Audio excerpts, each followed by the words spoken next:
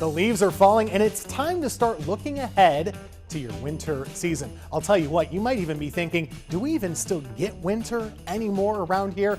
It's been over 1,000 days without any snowfall. That's the second longest streak all time here in the Triad. Last winter, it was an El Nino, which usually brings us some decent snowfall.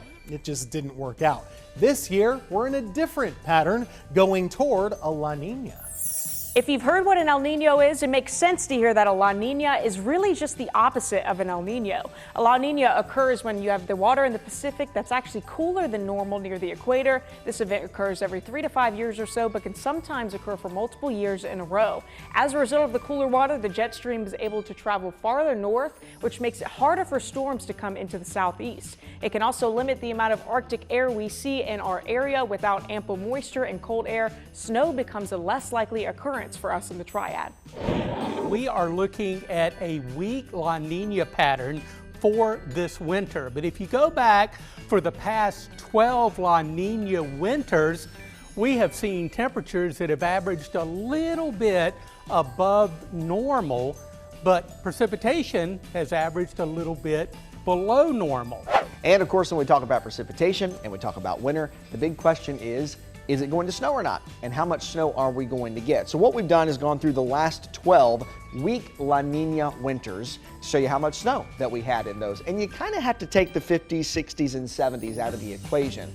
That was really just a very snowy period in our recent history. Now, a little more recent, the winter of 2017 and 2018, we had over 14 inches of snow. That was our big snow winter. But in recent years, weak La Nina winters haven't produced that much snow for the Piedmont.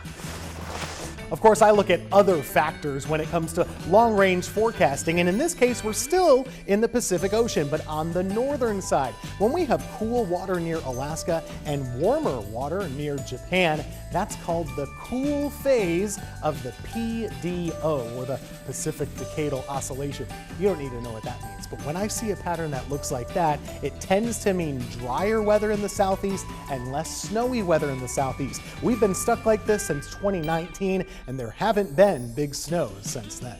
We also have to consider our long-term climate trends. Right here, we're looking at the average winter temperature in our Triad area since 1970. And you can see it's warmed by an average of about 5 degrees. Now, that doesn't mean you can't get snow or that it doesn't still get cold, but it can rob you of some winter weather.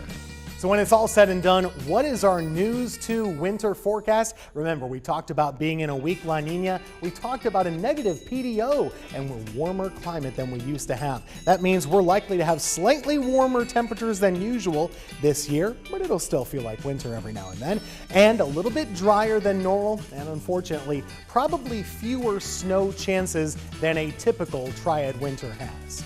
As we go into this winter season, remember to keep it with your WFMY News 2 Weather Team. We'll be breaking down all of the threats that come our way as we go into December, January, and February.